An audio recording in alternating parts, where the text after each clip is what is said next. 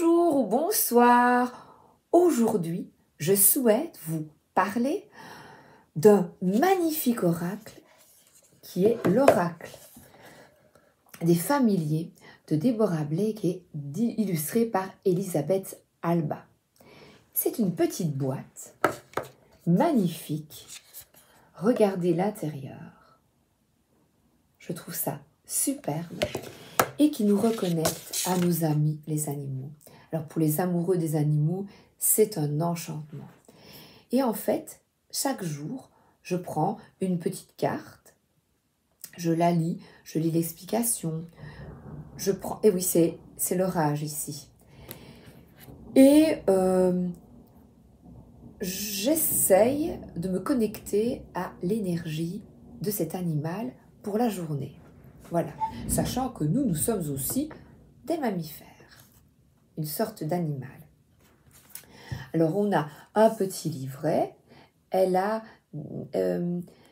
créé l'oracle Histoire de sorcière et le tarot Histoire de sorcière qui sont superbes. Je vais vous montrer, il est là. Ça, je l'ai pris. Ce n'est pas encore, c'est encore dans une caisse, mais le voici. Donc, un gros coffret qui est connu et que beaucoup utilisent et adorent. Il y a un énorme livret, c'est du costaud. Alors, mais revenons à nos moutons. Voilà, les expressions. Je me remets convenablement. Alors, on parle de l'auteur et l'artiste. Comme ça, vous voyez leur tête. Voilà. C'est ce qui nous intéresse. Et comme on ne peut pas toujours ouvrir les oracles, eh bien, je me dis, tiens, je vais le présenter à mes copines. Évidemment, elle nous laisse assez bien de liberté, c'est l'orage. Elle nous laisse assez bien de liberté quant au tirage et une introduction. Il y a une petite intro pour comment se servir du jeu. Pour les novices, eh bien, il est tout à fait possible, avec les explications qu'elle fournit, d'en apprendre davantage sur les tirages, sur la manière de consacrer son jeu de cartes, de l'utiliser. Il est divisé en 4 parties, terre, eau, évidemment, feu et air, qui sont facilement reconnaissables parce que il y a ici la tranche qui est colorée. Voilà, je vais vous montrer les bleus, verts. Je ne sais pas si vous verrez bleu, vert. Attends, je vais vous montrer là. Voilà, pensée, communication, eh bien, c'est bleu. Puis on a ici orange, voilà. Et je l'aime tellement et je me dis, mais je vais en parler. Alors, c'est vrai que c'est un élan de cœur de présenter un oracle comme on présente des livres, des jeux. Ce sont des objets qui nous enchantent, qui nous font plaisir, qui nous font du bien au quotidien. Et c'est pour cela que je le présente. Il est impossible pour moi de présenter un jeu que je n'aimerais pas, parce que je ne serais pas alignée avec mon cœur, mes ressentis et mes valeurs. Alors, d'abord, je vais tirer une petite carte. Message du jour, enfant de toujours. Voilà, on utilise notre oracle. En premier lieu, j'ai regardé chaque carte, je regarde les dessins, je prends le soin et je joue et je regarde. Mon mari devient fou parce que ça fait tac, tac, tac, tac. Et ça l'énerve un peu. Mais bon, voilà. Chacun ses vices, moi c'est les cartes. Donc, petite carte du jour, enfant de toujours pour toi. Alors, on a la pieuvre. Magnifique, regardez-moi ça. La pieuvre. Toute rose vêtue. Je ne suis pas une pieuvre, je suis de la même couleur, mais non. Alors, la pieuvre, eau. Alors, je vais donc dans la partie eau. C'est rigolo, ça. Et 7, vous voyez, j'y vais tout de suite puisque j'ai la couleur bleue ici adéquate. Ça, c'est très chouette. En plus, un numéro, à chaque fois, le chiffre est là dans chaque catégorie. Alors, elle explique la pieuvre, ce qu'elle représente. Divination. La magie de l'eau vous appelle. Oui, il pleut ici. Vous fait signe de ses nombreux bras. Si vous ne pouvez pas vous rendre en bord de mer, essayez de marcher sous la pluie ou d'aller voir un lac sacré ou un puits sacré. Créez votre propre eau magique en laissant une cruche remplie d'eau exposée à la lumière de la lune ou en y ajoutant des cristaux. Oui, elles sont sorcières, c'est pour ça qu'elles ont créé toutes les deux d'abord leur oracle, histoire de sorcière et tarot. Si vous pouvez vous rendre à la plage, chercher un coquillage ou un galet spécial que vous mettrez sur votre autel pour représenter la magie de l'eau. Si c'est impossible, prenez simplement quelque chose qui symbolise pour vous la magie de l'eau et concentrez-vous sur cet objet. Message, la magie de l'eau peut prendre bien des formes, mais cet élément est l'un des plus faciles à explorer.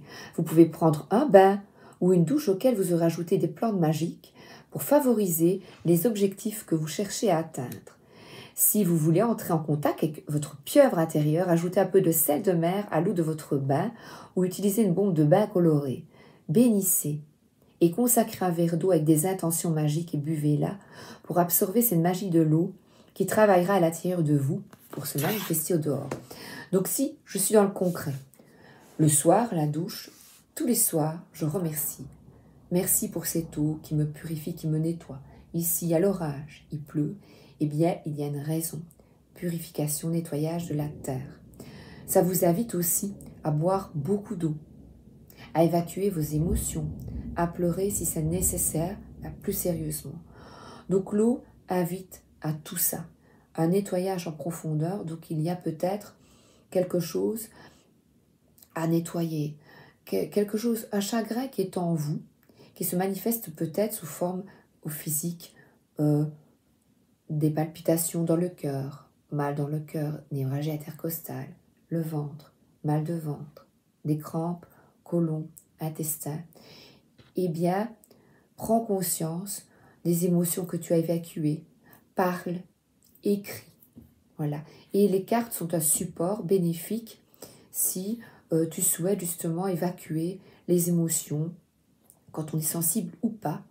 Il y a des événements aussi douloureux et difficiles. Et les cartes peuvent, quand tu prends ta carte et que tu écris, ça peut te permettre, même sans carte, d'évacuer ta peine. Mais là, tout simplement, c'est boire beaucoup d'eau ou te relier à l'eau, aller à la piscine, aller à la mer. Évidemment, si on est de la mer, bon, moi je n'irai pas danser sous l'orage. Non, non, non, non. Il y a des limites. Il faut quand même garder la tête ici, là, rester quand même centré, les pieds sur terre. Alors, le dos. En fait, au début, je disais pourquoi les filles qui présentent montrent le dos. Parce qu'en fait, on le voit quand même assez souvent. Et puis, quand on aime les artistes et quand on aime l'art, regardez comme c'est beau. Il y a mon petit chat noir, bonsaï. Voilà. Alors, je vais vous en montrer quelques-unes. Ah, on est le dragon. Il y a à la fin, il y a une famille d'êtres merveilleux, la dragon licorne, qui ont des particularités qui peuvent t'aider pour la journée. Là, on a le sage, l'ours,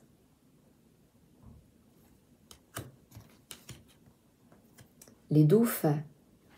On est de nouveau avec l'eau. Et vous voyez, ce qui est formidable sur ces cartes, c'est que chaque fois, R, corbeau, numéro de la carte, c'est simple, elles sont toutes douces. C'est un vrai bonheur si vous aimez les cartes. La libellule, qui pour moi vraiment est un symbole de renaissance, mais aussi une communication avec l'au-delà. On ne voit pas souvent des libellules. Il faut vraiment aller dans les endroits adéquats. Chauve-souris. Le chien. Vous avez vu, c'est quand même extraordinaire. Elle dessine magnifiquement bien. Avec les chaussures rouges. J'ai eu moi des chaussures rouges. Alors voilà, des énergies totalement différentes. Le feu avec le guépard. Vous voyez, on voit tout de suite.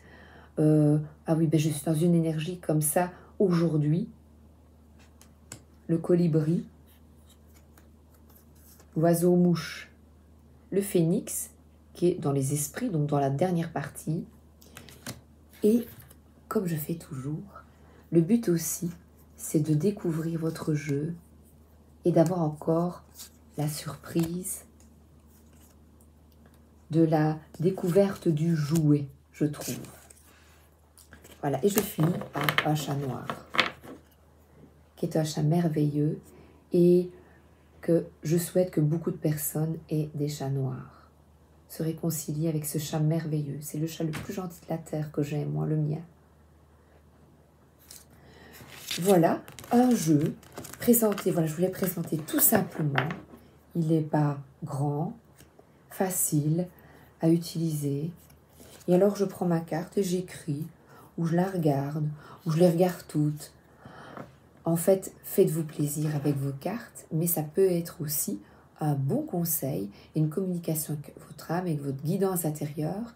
Et je pense que, voilà, le coq, ça permet un éveil et une meilleure compréhension de soi et des autres. Excellente journée et à bientôt. Merci d'être là.